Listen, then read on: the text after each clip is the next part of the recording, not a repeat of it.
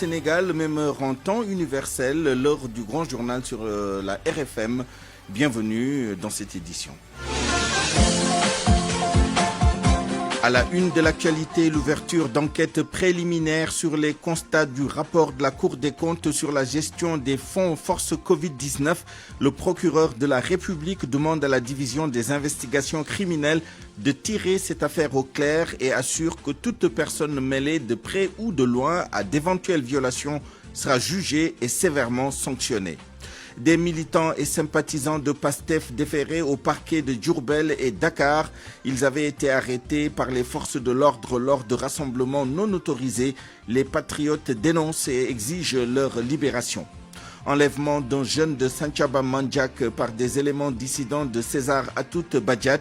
15 jours après les négociations pour la libération de Barthélémy Diatta dans l'impasse. Ce 6 février, c'est le jour du sacre des Lions à la CAN 2021. C'était en 2022 au Cameroun. Nous y reviendrons largement.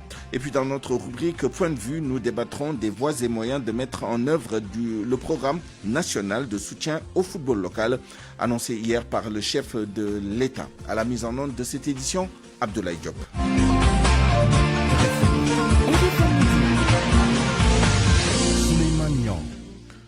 Le parquet du tribunal de grande instance hors classe de Dakar a donc saisi les unités de la police judiciaire de la division des investigations criminelles pour enquêter sur les faits allégués dans le rapport d'audit de la gestion des fonds du fonds force Covid-19 par la Cour des comptes. Le procureur s'en est abondamment expliqué dans un communiqué qui a été parcouru par Mohamed Ali Mouba. Oui, des enquêtes préliminaires confiées à la division des investigations criminelles au fin de constater la matérialité des infractions liées au détournement du denier public et autres infractions assimilées telles la corruption et l'abus de fonction, le trafic d'influence, le blanchiment de capitaux. Ces enquêtes, dit le communiqué du parquet, au regard de la gravité des faits dénoncés et de leur nature, devraient donc débuter sans délai et conduites avec rigueur et célérité. Dans le même esprit, dit toujours ce communiqué, des enquêtes de patrimoine devraient être judicieusement engagés par les enquêteurs de la division des investigations criminelles, dans le sens de recouvrer les avoirs et de tracer au besoin les produits du crime. Qui sont visés par ces enquêtes? Un tableau récapitulatif des manquements pour lesquels l'ouverture d'une information judiciaire et sollicitée s'impose. Tout d'abord, le ministère de la Santé, c'est sondage qui est visé pour un montant de 313 millions de francs CFA indûment payés. Au ministère du Développement communautaire, de l'équité sociale et territoriale, c'est là aussi le DAGE qui est visé pour retrait de 399 millions de francs CFA en violation de la réglementation sur la bancarisation et l'utilisation de moyens scripturaux de paiement, l'utilisation donc du cash. Le ministère des Sports de l'époque, 190 millions de francs CFA payés aux associations et fédérations sportives. Le ministère du Développement industriel et des petites et moyennes industries, ministère des Mines et de la Géologie, 32 millions de francs CFA. Là donc, c'est pour défaut d'enregistrement de contrat. En clair, au-delà donc des DAGE, certains ministres ont du souci à se faire. Il s'agit principalement de Moustapha Diop, le ministre du Développement industriel et des petites et moyennes entreprises. Lui, il est directement visé parce qu'il a été administrateur de crédit et en même temps ordonnateur de dépenses. Alors que le procureur de la République annonce des enquêtes préliminaires confiées aux unités de la police judiciaire de la DIC, le collectif Sunu Milliard Dourès a déposé une plainte populaire pour l'ouverture d'informations judiciaires contre les personnalités épinglées par le rapport de la Cour des comptes sur la gestion du fonds force Covid-19. Une plainte qui coïncide avec donc le communiqué du parquet qui entend diligenter, vous l'avez entendu, des enquêtes pour situer les responsabilités. Malgré tout, Sunu Milliard Dourès doute de la bonne foi du procureur. Aliou Sané, membre du dit collectif, évoque la jurisprudence des autres rapports. On l'écoute au micro de Nafissatou Silla. S'il n'y avait pas de rupture de confiance entre le gouvernement et le peuple sénégalais, on aurait tout de suite dit oui, c'est très bien. Mais malheureusement, non. Malheureusement, non. Et surtout que le procureur attend que des citoyens, que le peuple sénégalais réengage le combat pour que le travail juridique et judiciaire soit fait sur ce dossier-là, qu'ils attendent qu'il y ait cette initiative de plainte populaire pour aujourd'hui faire ce communiqué. Nous disons que dans un pays qui se respecte, dans un État qui se respecte, dans une justice qui se respecte, ils ne devraient pas attendre cela parce qu'ils ont eu tout le temps de le faire. D'ailleurs, le premier acte qui aurait dû être posé, c'est des mesures administratives, c'est-à-dire tous ceux qui sont mis en cause dans ce rapport-là, qu'ils soient suspendus de leurs fonctions. Ça n'a pas été fait. Donc nous n'accepterons pas qu'on nous jette de la poudre aux yeux. Nous allons continuer d'être vigilants sur cette lutte. On a déposé cette plainte-là. Le combat, il va continuer. Dans quelques jours, nous appellerons la presse pour présenter le reste de notre plan d'action. Restons au tribunal où 18 jeunes ont été déférés au parquet ce matin. 18 jeunes qui avaient été arrêtés aux abords du domicile du leader de PASTEF jeudi dernier. C'est ce jour-là que devait se tenir le procès opposant Mame Mbaye Niang à Ousmane Sonko.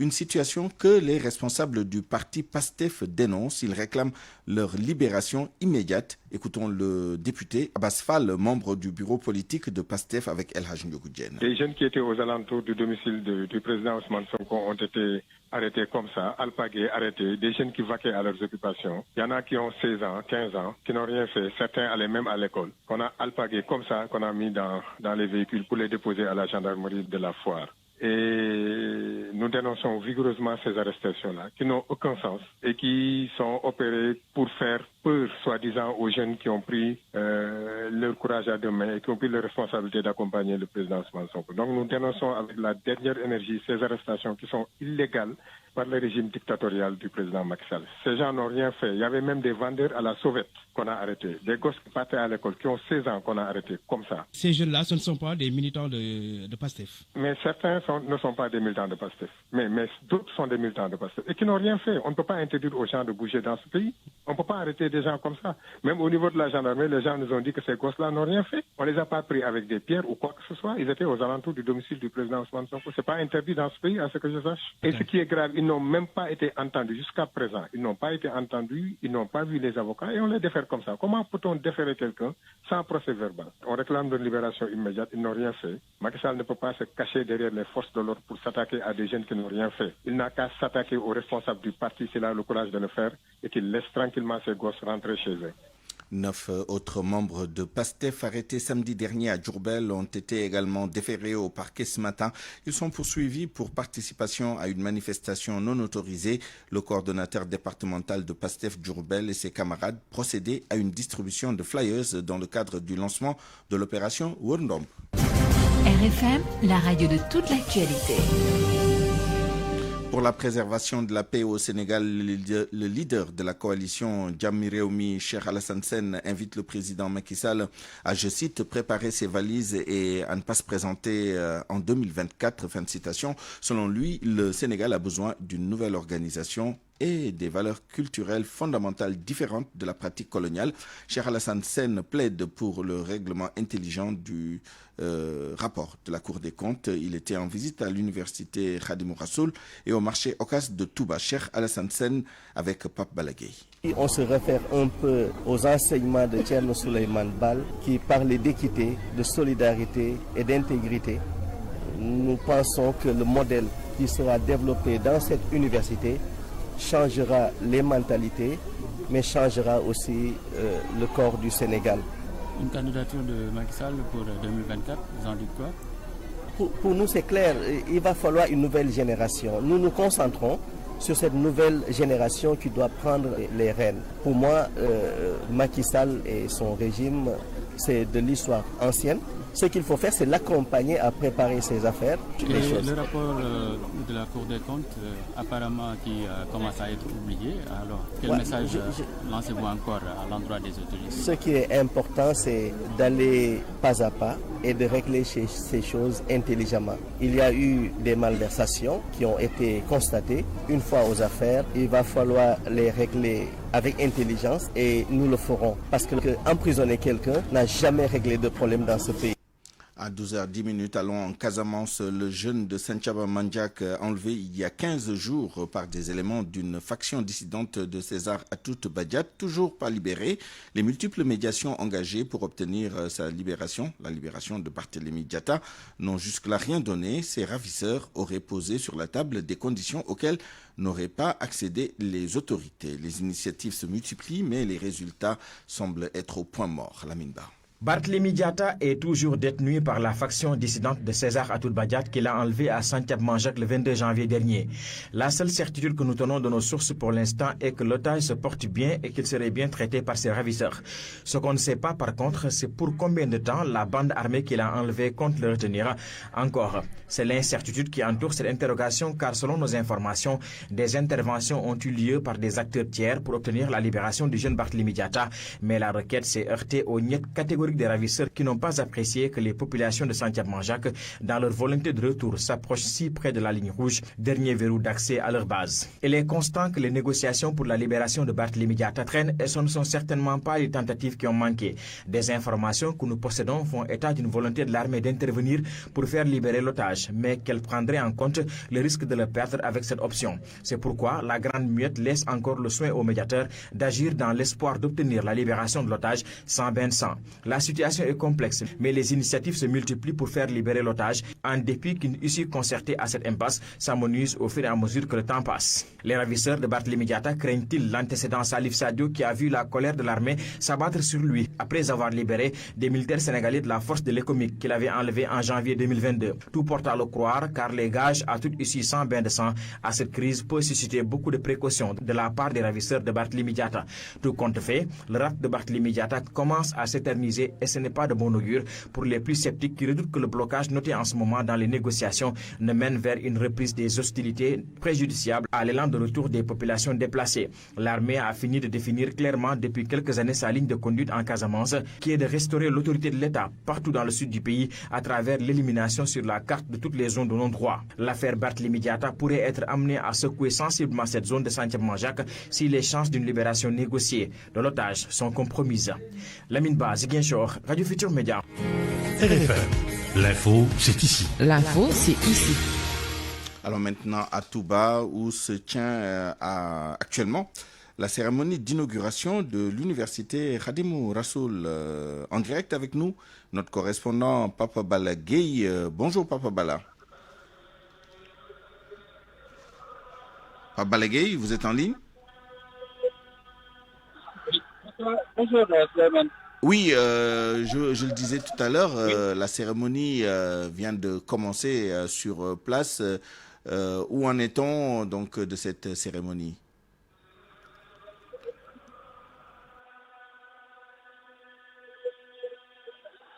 Voilà, nous sommes présentement à l'université Cheikh Ahmadou Khadim de Touba, point de convergence de la communauté mouride, les fidèles Baye Fall, entre autres chefs religieux sont venus nombreux assister à l'inauguration du complexe universitaire Cheikh Ahmadou Khadim, réalisé en un temps record en 4 ans par les fidèles talibés mourides sous la diligence de Serigne Moustapha Mbacké Bassirou.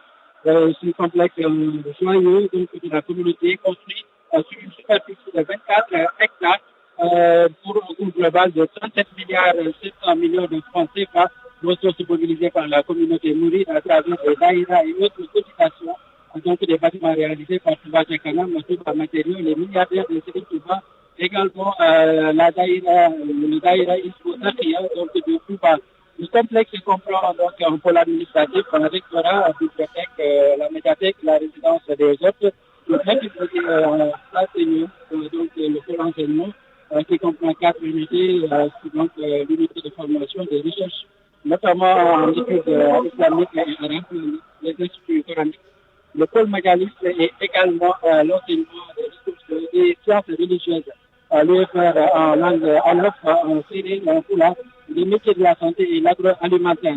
L'inauguration donc va être marquée par la présence des délégations étrangères et notamment le président Macky Sall attendu donc pour la coupure du ruban ce matin à l'université donc Cheikh Ahmadou Khadim qui marque donc le démarrage des activités.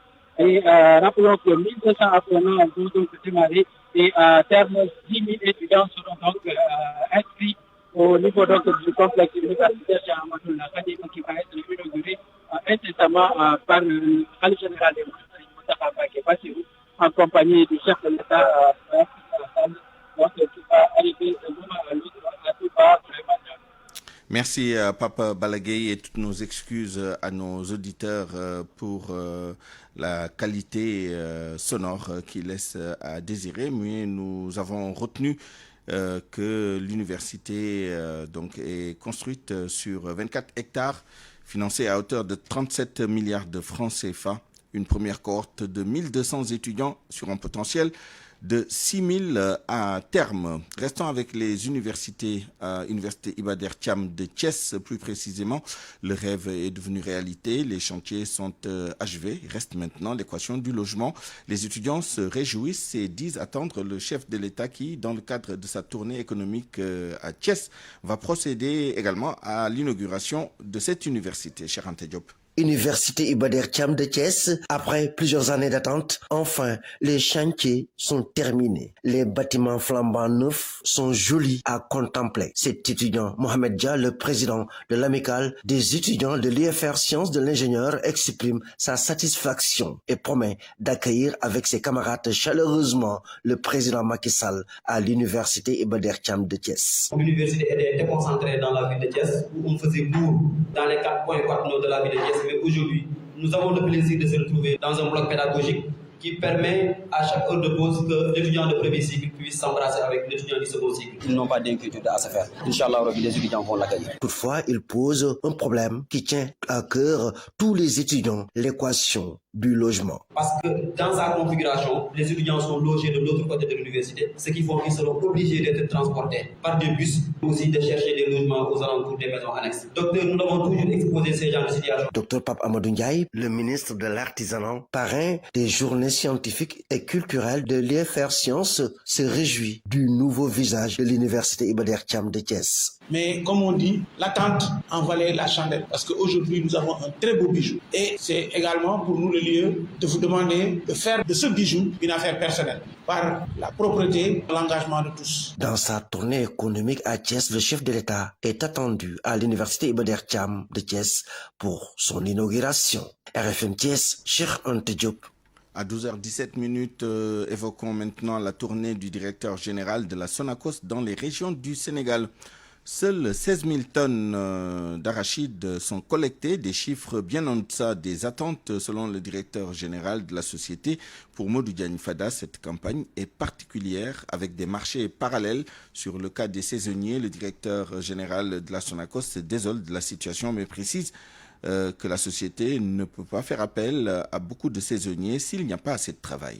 Salimata Aou. Louga, Diourbel, Kaolack, les premières étapes de la tournée du directeur général de la Sonacos. À ce jour, 16 000 tonnes sont collectées, une quantité en deçà des attentes. Modou Diagne Fada. Alors, ce qu'on peut retenir globalement de la visite, c'est que nous tournons autour de 16 000 tonnes de graines d'arachide collectées sur l'ensemble de nos sites. Bien entendu, ce qui est en deçà de nos attentes. Nous n'avons jamais révélé notre objectif global de collecte. Mais nous, bien entendu, on n'a jamais fixé comme objectif de collecte 300 000 tonnes, comme certains l'ont annoncé. Mais quand même, on est en deçà de nos attentes. Cette faible quantité peut s'expliquer par une concurrence rude, mais surtout par la spéculation, ajoute le directeur général. C'est une campagne particulière parce qu'au moment où nous vous parlons, il y a encore des opérateurs, des hommes d'affaires qui ont stocké des milliers de tonnes chez eux. Certainement pour faire de la spéculation.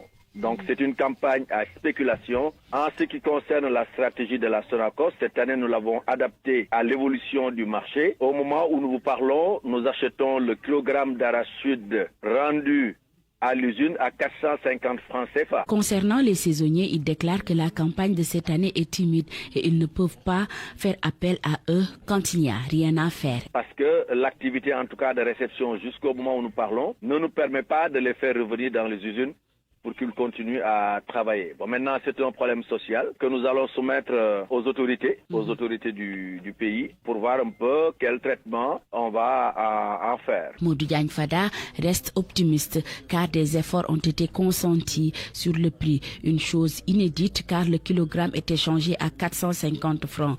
D'ici le mois de mai, peut-être les choses vont évoluer, ajoute le patron de la Sonacos.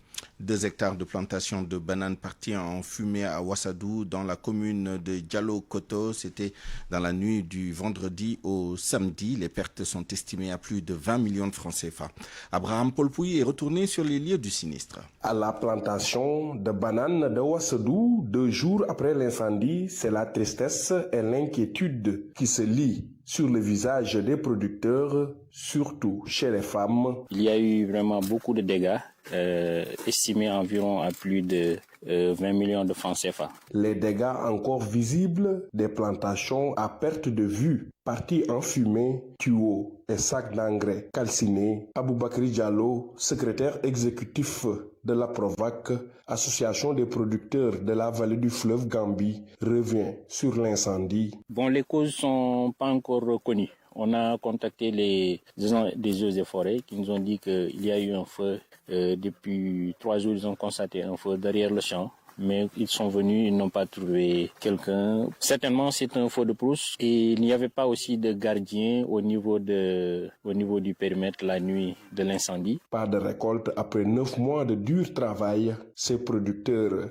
interpellent l'État. Nous lançons un appel aux autorités publiques, en premier au président de la République, au ministre de l'Agriculture et aux autorités locales de Tambacounda pour nous venir en aide, pour appuyer ces braves producteurs et productrices que vous voyez ici. Ces hectares partis en fumée font partie du projet des 500 hectares de bananes financés par l'État du Sénégal. Abraham Polpouy, Ouassadou, Radio Futur Média. Avant de boucler la première partie de cette édition, cette alerte météo, un vent très fort est en cours sur tout le littoral sénégalais. Selon l'ANACIM, il va continuer à souffler jusqu'à demain mardi en fin de journée. Il concerne les axes Saint-Louis, Dakar, Dakar-Mbour et Mbour-Casamance. Les prévisionnistes de l'ANACIM demandent aux pêcheurs de ne pas aller en mer. RFM. L'actualité internationale. Le journal Inter avec vous, Georges Détié-Diop. Bonjour. Bonjour, Souleymane. Au Mali, le gouvernement de transition expulse un officiel de la MINUSMA. Le directeur de la division des droits de l'homme de la mission des Nations Unies au Mali a été déclaré persona non grata. Guillaume Ngefa Atondoko Andali doit quitter le territoire malien dans un délai de 48 heures. La décision intervient après le discours d'une militante malienne des droits humains dénonçant la situation sécuritaire du pays. Zanga Abdoulaye Ouattara. Guillaume Ngefa Atondoko Andali, directeur de la division des droits de l'homme de la MINUSMA, est désormais déclaré persona non grata par le gouvernement de transition du Mali. Dans un communiqué, le ministère des Affaires étrangères l'accuse de s'adonner à des agissements déstabilisateurs et subversifs, contraires au comportement d'un fonctionnaire des Nations Unies. Pour les autorités, lors des différentes sessions du Conseil de sécurité des Nations Unies sur le Mali, Guillaume Ngefa Atondoko Andali a conduit des actions consistant à sélectionner des usurpateurs qui s'arrogent les titres de représentants de la société civile malienne en ignorant les autorités et les institutions nationales. Fait grave pour le gouvernement de transition qui soutient avoir demandé au directeur de la division droits de l'homme de la MINUSMA d'éprouver les critères de la sélection du représentant de la société civile. Andali n'a jamais réussi à prouver les critères objectifs qui lui ont permis d'identifier les représentants de la société civile qu'il a utilisés, a expliqué le communiqué qui l'accuse de partialité. Pour rappel, la sortie de Aminata Diko devant le Conseil de sécurité le 27 janvier dernier a été dénoncée par le chef de la diplomatie malienne Abdoulaye Diop, qui a parlé d'instrumentalisation de la société civile. Outre le gouvernement, le Conseil national de la société civile et la coordination des associations et ONG féminines du Mali, CAFO, ont désavoué celles qui prétendent porter leur voix devant le Conseil de sécurité des Nations Unies. De Bamako, Zanga Abdoulaye Ouattara pour la Radio Futur Média. Au Mali, où le chef de la diplomatie russe, Sergueï Lavrov est attendu ce lundi pour une visite d'amitié et de travail de 48 heures. C'est la première fois qu'un ministre russe des Affaires étrangères se rend au Mali. En République démocratique du Congo, un casque bleu a été tué et un autre grièvement blessé lors de tirs contre leur hélicoptère. L'aéronef a été attaqué hier dans le nord de Goma alors qu'il transportait des munitions. Au Cameroun, des arrestations dans le cadre de l'enquête sur la mort du journaliste Martinez Zongo. Trois arrestations. Souleymane Jean-Pierre Amougou Belinga, le journaliste Bruno Bidjang et le beau-père de Belinga. Selon RFI, ils sont tous les trois entendus dans les locaux du secrétariat d'État à la Défense où les enquêtes sont concentrées depuis la mise sur pied de la commission d'enquête mixte police-gendarmerie. L'homme d'affaires Jean-Pierre Amougou Belinga a été arrêté aux aurores, sorti du lit et prié de suivre l'équipe de policiers et de gendarmes qui a procédé à son interpellation. Dans le même temps, une autre équipe s'était déployée chez l'un de ses principaux collaborateurs, le journaliste et directeur général du groupe de médias de cet homme d'affaires, Bruno Bidjang, l'ancien commandant de la garde présidentielle, le colonel retraité et beau-père de Jean-Pierre Amougou Belinga, aussi arrêté dans les mêmes circonstances. Séisme meurtrier en Turquie et en Syrie, plusieurs centaines de morts. Le plus fort séisme depuis plus de 20 ans, 2 violents tremblements de terre de magnitude ont frappé ce matin le sud-est de la Turquie jusqu'au nord de la Syrie voisine, faisant plus de 1000 morts selon les premiers bilans en constante évolution. Il s'agit de la pire catastrophe depuis des dizaines d'années pour la Turquie, a déclaré le président Recep Tayyip Erdogan. Au moins 1000 personnes ont été tuées en Turquie et plus de 6000 blessés dans le séisme. Il a touché 7 provinces du pays d'après les premières informations de l'agence gouvernementale de gestion des catastrophes qui dénombre près de 1800 immeubles effondrés. Toujours avec ce séisme en Syrie par exemple, au moins 592 personnes ont perdu la vie selon les autorités. Plus de 1089 personnes ont été blessés dans les zones rebelles. Le bilan est monté à 147 morts selon les secouristes qui font également état de plus de 340 blessés. Selon toujours le bilan provisoire dans la province d'Idlib et les environs d'Alep.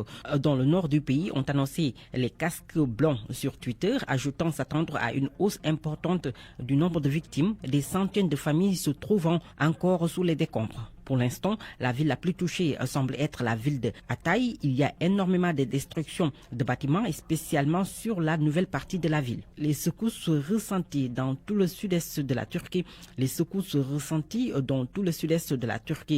ont également été ressentis au Liban et à Chypre, selon des informations toujours. A rappelé aussi que le bilan risque d'évoluer rapidement compte tenu du nombre d'immeubles effondrés dans les villes touchées, notamment en Turquie, à Nada, à Iskenderen et à Adiyaman. Ce sont les hôpitaux publics qui ont cédé sous l'effet du séisme. L'épicentre se situe dans le district de Pazarsis. A rappelé encore que ce séisme de la nuit dernière est le plus important en Turquie depuis le tremblement de terre du 17 août 1999 qui avait causé la mort de 17 000 personnes, dont 1 millier à Istanbul. Et puis Souleymane, la chance qui a souri à une étudiante canadienne de 18 ans. Elle a gagné un gros lot de 48 millions de dollars à la loterie. Julienne Lamour devient ainsi la plus jeune canadienne à gagner cette cagnotte, une cagnotte de cette ampleur au Canada. 48 millions de dollars, faites le calcul. C'est beaucoup d'argent, effectivement. Merci Georges Détier-Diop. Parole aux auditeurs. L'actualité, qu'en pensez-vous? Moi, je pense que vous devez. Réagissez dans nos éditions d'information sur l'actualité. Bonjour. Du lundi au vendredi, vous avez la parole sur RFM. Quelles devraient être les grandes lignes du programme national de soutien au football local annoncé hier par le chef de l'État et quelles voies et moyens pour le mettre en œuvre? C'est le thème de notre point de vue du jour. Ce sera avec M. Cherguey, entraîneur de football, et M. Mbaye Jacques Diop, administrateur de la plateforme Expert du football. RFM Sport. Le journal des sports avec vous, Malal Junior Diagne, bonjour. Bonjour Souleymane. Les Lions locaux bien récompensés après la victoire au CHAN. Près de 25 millions de francs CFA pour récompenser l'équipe de Pape Thiaw qui a remporté pour la première fois le CHAN. Les détails de ces récompenses avec le président Seydou Sané, président du Casa Sport, mais également porte-parole de la Fédération sénégalaise de football qui était ce matin en face de RFM Matin avec Georges et Babacar Fall. Chaque fois que nous atteignons ce niveau de performance, le président de la République, comme à l'accoutumée, invite les acteurs au palais et bénéficie d'une récompense. C'est ainsi que hier, vous avez vu, 500 mètres carrés dans la région de Dakar. Et ensuite de ces 500 mètres carrés, chaque joueur a eu une prime spéciale de 10 millions. Chaque joueur est membre de l'encadrement technique et administratif. Alors, si on entend chaque fois dire prime spéciale, on oublie qu'à côté des primes spéciales, il y a d'autres primes. La Fédération sénégalaise de football, le ministère des Sports agissent aussi à leur niveau parce qu'il y a des primes de performance qui sont allouées à la performance. À la Fédération, chaque fois qu'il y a une performance, il y a des primes. On te dira, premier tour, tel montant, deuxième tour, tel montant, en cas de qualification à la finale, tel montant. Et si vous gagnez la finale, il y a la prime spéciale donnée par le chef de l'État. Donc, c'est pour dire que les joueurs, de manière générale, en tenant compte de toutes ces primes, vont se retrouver à plus de 25 millions de francs CFA. 25 millions et 500 mètres carrés parce que, comme je l'ai dit, les 10 millions ajoutés aux primes de performance de la fédération et l'appui du ministère, ils auront tous chacun environ 25 millions ou plus. Et puis, Malal, les Sénégalais se souviennent de la victoire de la bande à Sadio Mané. Un an, jour pour jour, que le Sénégal remportait la Coupe d'Afrique des Nations de football, c'était au Cameroun. Le Cameroun qui avait éliminé le Sénégal en compétition africaine, mais devant également une équipe égyptienne qui avait créé dans l'histoire beaucoup de problèmes au Sénégal. Une première victoire finale dont se souvient beaucoup de Sénégalais. Certains sont même nostalgiques dans la banlieue. Salamata Ousmane Diallo y a fait un tour. Sadio Mané, le Sénégal est champion d'Afrique. Le Sénégal est champion d'Afrique. La date du 6 février 2022 reste encore gravée dans la mémoire des Sénégalais. Souvenir inoubliable. Mohamed Hadj, trouvé assis devant un kiosque en train de lire son journal, se souvient que c'est comme si c'était hier. Un souvenir qui m'est resté jusqu'à présent dans la tête. J'étais un peu stressé quand même. Mohamed Moustapha Thiam, un chauffeur de clando, embouche la même trompette. J'étais très ému. Maintenant, dans le courant du jeu, je me souviens des derniers pénaltys de Sadio Mané. Déjà, il avait raté un pénalty. Là aussi, c'était une très forte émotion pour nous autres. Moussa Diallo, âgé de 20 ans, est un passionné du ballon rond. Il explique comment il a manifesté sa joie le 6 février 2022. J'ai crié, j'ai jubilé, j'ai quitté chez nous en circulant dans les rues. Broche en main, en train de nettoyer, casquette bien visée sur la tête, cette jeune dame dit aussi avoir bien vécu ces beaux moments.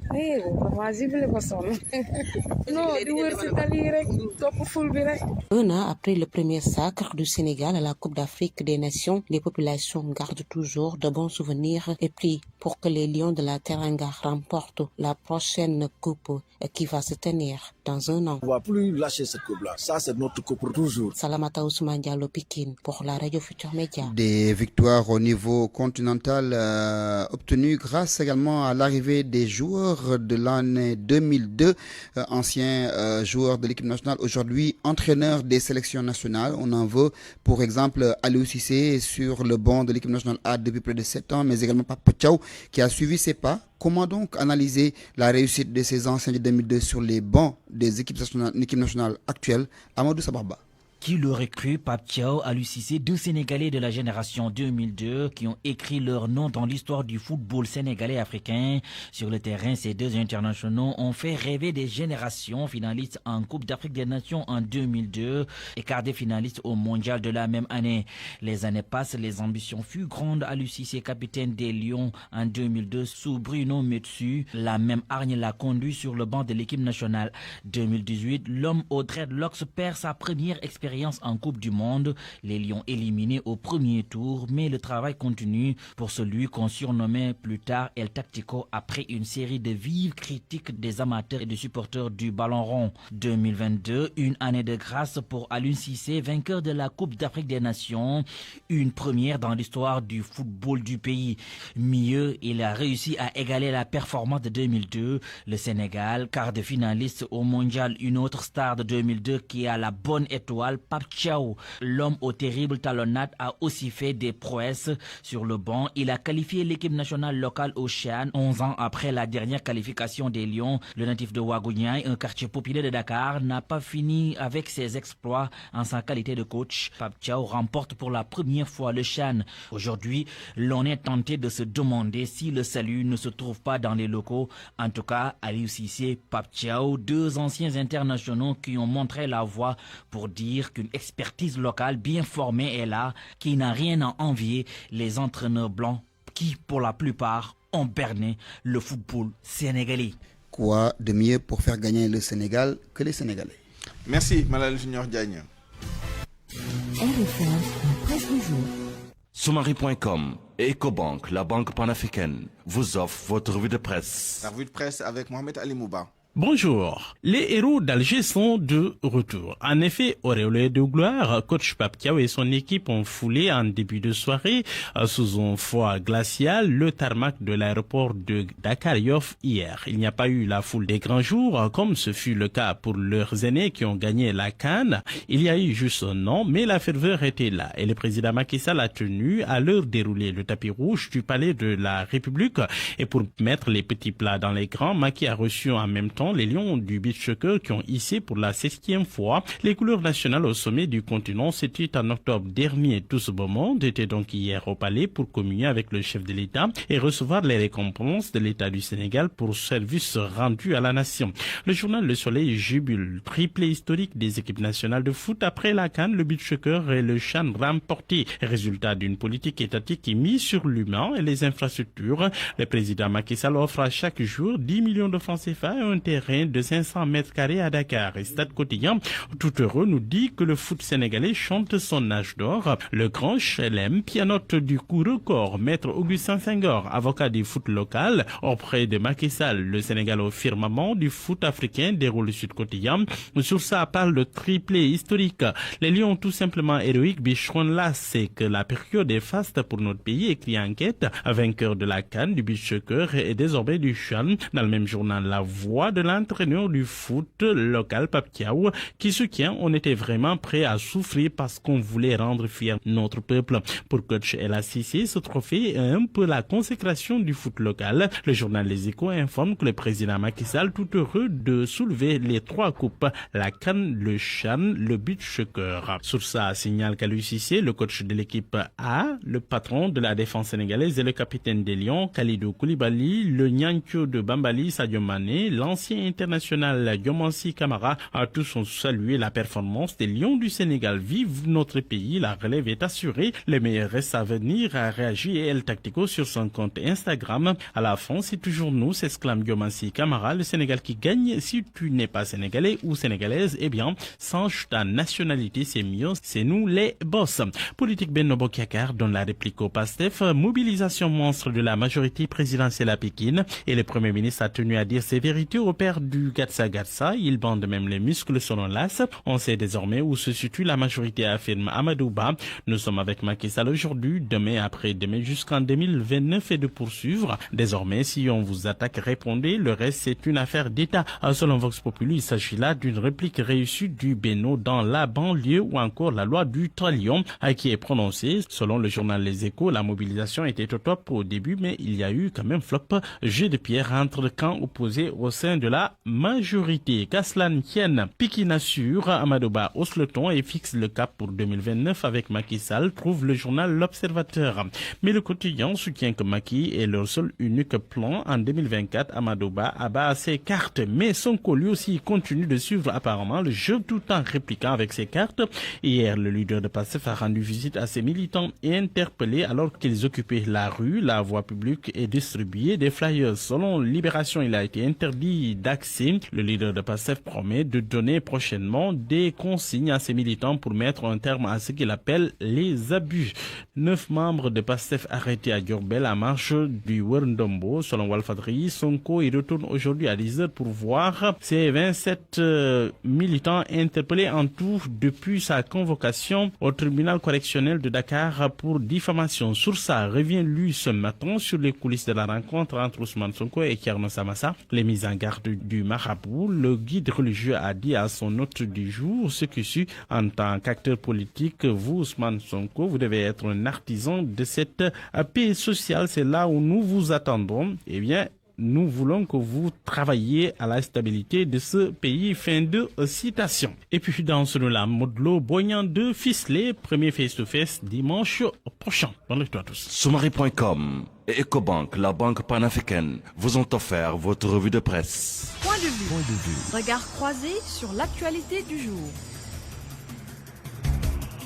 À 12h39, bienvenue à Point de vue. Nous allons revenir sur la réception des équipes nationales qui ont été sacrées ces derniers temps, dont l'équipe nationale dite locale qui a remporté pour la première fois le CHAN avec l'annonce par le chef de l'État d'un programme national de soutien au football local. Quelles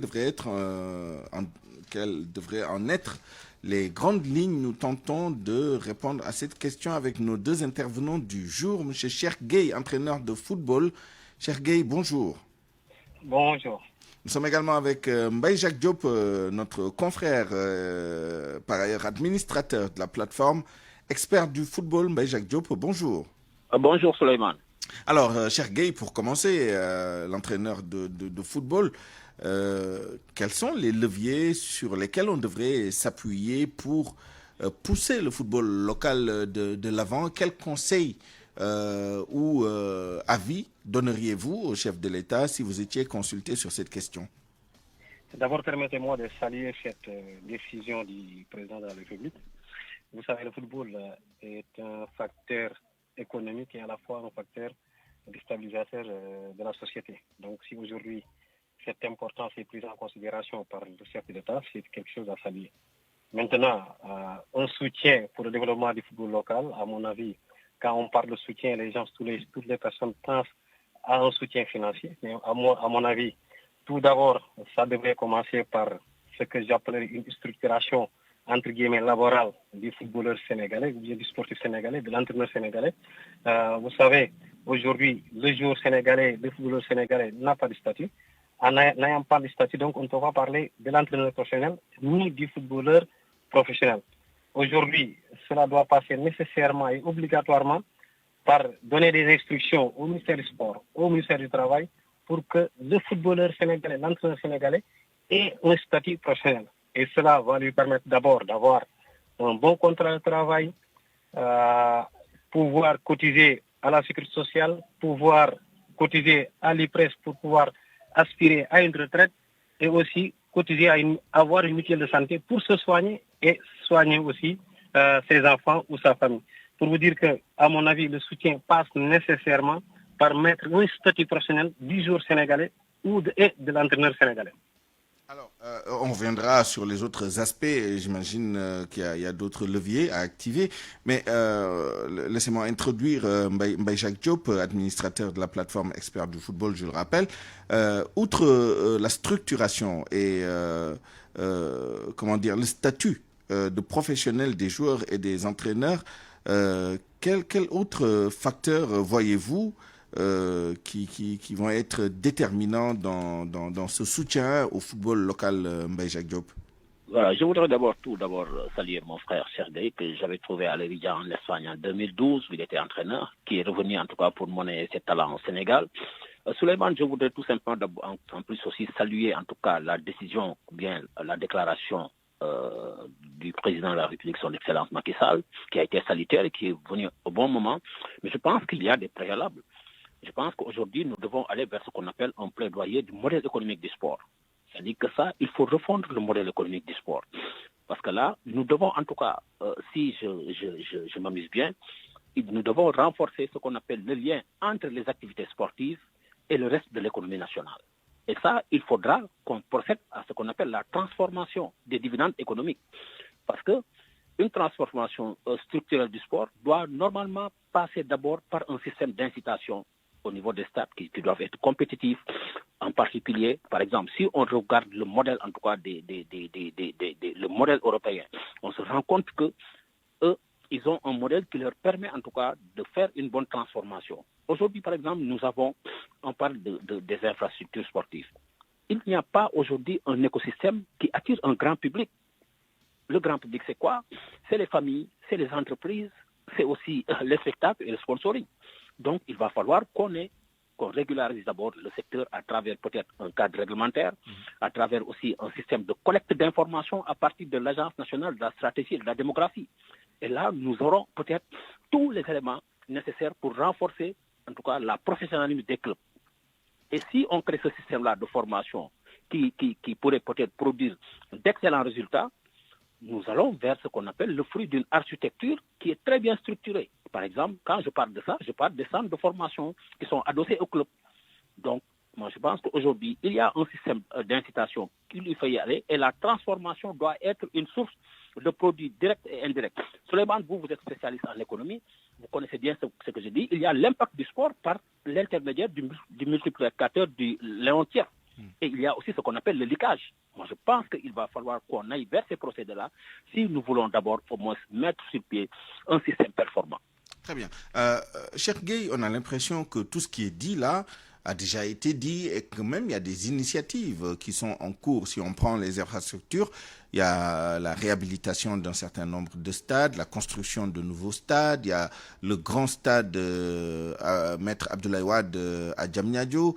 On nous a annoncé il y a quelques années la professionnalisation du football local avec la Ligue de football.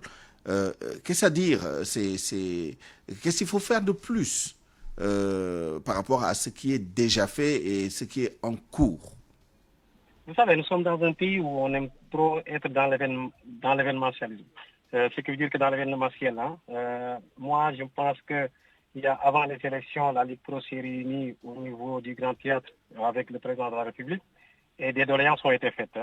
Tout dernièrement, il y avait un symposium où les gens de la Ligue Pro ont listé le problème de la Ligue Pro et ce symposium, à mon avis, a été déposé au niveau du ministère des Sports. Entre-temps, il n'y a pas beaucoup de choses qui ont été faites dans ce sens. Aujourd'hui, comme je le dis, c'est à saluer qu'aujourd'hui le président de la République est conscient de la situation. Ce qu'il faut faire, c'est d'abord, je pense qu'aujourd'hui, si on dit que l'État doit aider le football aussi, il faut que les gens se disent la vérité et soient conscients de ce qui se fait aujourd'hui qui est anormal d'abord. Vous voyez, nous sommes dans un championnat, par exemple, de Ligue Pro. Les équipes, les clubs sont sortis de ce qu'on appelle association sportive culturelle à but non lucratif en se transformant en société anonyme ou société à responsabilité limitée à but quasi lucratif parce que ça se vend des jours, il y a des bénéfices, il y a des actionnaires. Et comment se fait aujourd'hui dans ce même système? Les joueurs ne sont pas payés, les entraîneurs ne sont pas payés et personne ne dit rien. Parce qu'il y a une structure après la Fédération sénégalaise de football, il y a une structure après la Ligue Pro. Moi, je pense que d'abord, il faut que l'État aide ces structures, ces institutions dans ce sens pour d'abord stabiliser d'abord la situation du joueur sénégalais, de l'entraîneur sénégalais. Et à partir de là, aller petit à petit vers ce que j'appelle le statut du joueur ou de l'entraîneur sénégalais. Les infrastructures, c'est excellent, c'est une excellente chose, mais nous sommes encore en retard. Parce que moi, j'imagine, si on veut du spectacle, si on veut que les sponsors viennent dans ce football, il nous faut encore jouer au moins dans des heures qui favorisent le spectacle. Vous imaginez, au Sénégal, presque il n'y a pas un stade où les gens sont capables de jouer à 19h, où les gens sont capables de jouer à 18h, que les gens, le week-end, peuvent venir regarder le match. Quand tu fais jouer des jeunes à 16h30, à 15h30, à 37 degrés, vous ne pouvez pas espérer du spectacle. Et s'il n'y a pas de spectacle, ça n'intéresse pas les télévisions, ça n'intéresse pas les sponsors, ça ne se vend pas. Et je pense que dans ce sens aussi, il faut que l'État, dans ce sens, aide les structures, par exemple, départementales qui gèrent les stades, pour que vraiment au moins qu'on dispose des stades pour pouvoir jouer dans des situations qui peuvent assurer le spectacle. Et de ce sens, le football va se développer. N'est-ce pas? Merci beaucoup, Cheikh Gueye, entraîneur de football. Dernière question pour vous, Jacques Diop. Évidemment, jusqu'à présent, nous n'avons pas parlé du nerf de la guerre, le financement, l'argent. Le chef de l'État l'a évoqué hier. Il a notamment indiqué que les sociétés nationales et même les entreprises privées seront incitées à soutenir financièrement le football local. Quelle est votre vision, vous, de ce financement du football locale. Je suis tout à fait d'accord avec le président de la République. Mais je pense qu'aujourd'hui, il va falloir qu'on essaie d'agréger en tout cas tout ce qui a trait au financement du sport, au financement des jeunes. Parce que, regardez par exemple, on nous parlait à l'époque du FPNJ, on nous parlait de la neige, on nous parle de la DER, du FONGIP. Mais aucune structure ne pense s'orienter vers le sport. Ou bien ce sont les sportifs qui doivent aller vers ça. Et Souleymane, il y a ce qu'on appelle, vous le connaissez bien, le prêt garanti État. Et je pense que c'est l'État qui doit pouvoir garantir ces clubs-là pour au moins que ces clubs puissent être performants. Parce que quand vous regardez par exemple dans l'environnement ou bien dans l'écosystème du football professionnel, il y a presque plus de 1000 emplois, 1500 emplois directs. Et si on arrivait à faire ce que la pêche a fait, la pêche elle est aujourd'hui le premier secteur d'exploitation du pays. Et quand les autorités sénégalaises ont voulu quand même développer le secteur de la pêche, qu'est-ce qu'ils ont fait? Ils ont construit des ports, ils ont construit des quais de pêche, ils ont construit des centres de recherche, ils ont même construit une école de médecine vétérinaire à l'université Cheikh Anta Diop. Et je pense que c'est là où il faut aller. Il faut aller dans le sens où, tout en sachant que le sport aujourd'hui est un facteur de richesse, créateur d'emplois, mais aussi de croissance. Et dans ce type de choses-là, moi je pense qu'il va falloir que, au niveau des dirigeants, et qu'ils réfléchissent à aller vers ces structures dont j'ai fait allusion tout à l'heure, que ce soit le FONGIP, la BNDE, que ce soit aussi, comment dirais-je, l'ANPEJ ou l'ANHEJ, je ne sais pas, la DER, pour au moins qu'il y ait ce qu'on appelle le prêt garanti État. Parce qu'aujourd'hui, la Fédération sénégalaise est délégataire de pouvoir, même s'il n'y a pas de subdélégation entre la Fédération et la Ligue, mais il y a un contrat privé qui les lie. Et ce contrat privé-là doit les permettre d'avoir un prêt garanti État qui sera pris en charge par l'État. Si l'État ne peut pas subventionner, mais qu'il y ait un prêt garanti, et nous saurons qu'aujourd'hui, parce qu'ils ont une mission de service public. Et c'est là où les gens doivent pouvoir au moins sortir l'argent pour permettre à ce football-là de pouvoir rayonner encore plus. Merci à tous les deux pour ces idées qui, j'en suis sûr, ne tomberont pas dans l'oreille d'un sourd. Nous vous retrouverons dans la version Wolof de ce débat dans un peu moins d'une heure maintenant. À 12h50, c'est la fin de cette édition. Je vous remercie de l'avoir suivi. Merci à toute l'équipe qui l'a préparé et réalisé. À la rédaction en chef El Hadj Ndiogou Diène, chef d'édition Awambaye, réalisation Barthélémy Ngom, à la mise en onde Abdoulaye Diop, digital Yacine Pouy, à la production Alioune Ba et Ibrahim Andour. À 13h, vous avez rendez-vous avec le desk Wolof pour la version Wolof de ce grand journal. D'ici là, excellente suite des programmes. Tout de suite, Allô Président. Au revoir.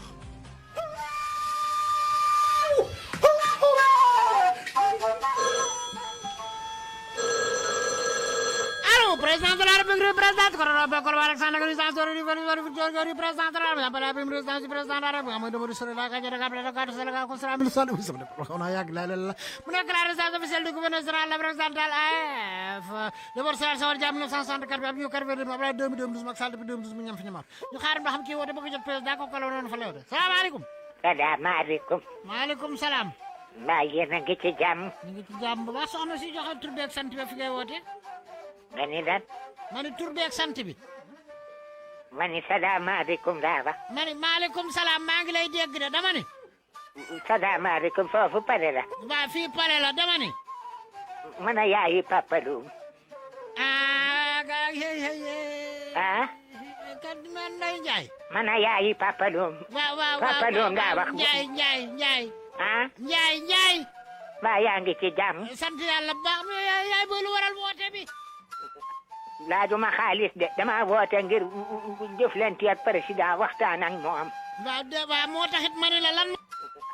laajuma xaalis de dama woote ngir jëflante ak président waxtaan ak moom. waaw moo taxit ma ne la lan moo waral woote bi. nga ni lan moo. waral woote bi. lan moo waral. woote bi. ah woote bi. waaw. waaw li waral woote bi mooy. xanaa di santaat bu baax di gërëm rek. ki nga xam ni mooy njiitu réew mi. waaw dëgg. ci liggéeyam bu rafet. jërëjëf Ndiaye. ndax wax dëgg yàlla ba mu toogee ci bopp réew mi ba léegi. jàmbaar la de. waaye dafa am lu ma bëggoon. waaw mu lan la Ndiaye. waaw man yow laay déglu de. kii de dégguma sax moom. akamala de maa ngay wax waaye dégguma dara. akamala dégg. tey lii dëkk bi nag bari nay tëx de. bari na ñoo xam ni dégguñu seeni noppi baaxul de. déggee sax ëpp na man maa ngi lay dégg de maa ngi lay dégg. yaa ngi may dégg. waaw. waaw dafa am lu ma yitte woo woon. waaw man yi baar jàmm la. ndax gannaaw mook sama doom ay wóllëre lañu papa Doum. ak kan. nga ne ah. dama ne lan moo waral woote bi de yow rek laay déglu. ma ni gannaaw mook sama doom papa Doum ay wóllëre lañu. waaw. dama bëggoon rek mu am lu ma dimbalee ci tool yi. tool yan. ah. ci tool yi laa wax de waxuma ci tali yi de tool yi. dama bëggoon mu dimbali ma ci tool yi ci ndax wax dëgg yàlla xam nga ñun amuñu lu dul bay bun bay lu bayum noor mbayum nawet te papa Doum it wax dëgg yàlla jàmbaar la nu ma am jox ma waaye wax dëgg yàlla doolu doyut ñu bëggoon rek président nga ne ko yaayi papa Doum nee na nga xool daal doo ko mën a dimbalee ndax da koy def ci suuf si rek bay lay def. waaw baax na dina ko dégg incha allah Ndiaye. ah. ma ni dina ko dégg. dégguma kat. kay yàlla man de doom ne naa nag man de waaru naa kon déggoo li ma wax dama ni nga waxal ma président ni ko damay sàkku ñu bari ci moom mani baax na dégg naa la mani dégguma di daay la daa fii de mooy kërug tex ga nag mani président nee na dina la booleeg Adja Maguette Kane nga ni président nee na dina la booleeg Maguette Kane ci garage bi dina ma booleeg ak Maguette Kane wala Wulay Maguette Kane wala Wulay waaw dan koy dogandu na ma koy yónnee kay ci sama loxo dan koy dogandu dan koy dogandu waaw baax na jërëjëf mani maire waaw léegi votre correspondant ne peut-être pour le moment ah dina ma ko jox ci sama loxo mani léegi coupé naa la kon baax na waaw jërëjëf vendredi 23 samedi 24 ak dimanche 25 février Sine Saloum dina yëngu ba jaaxal leen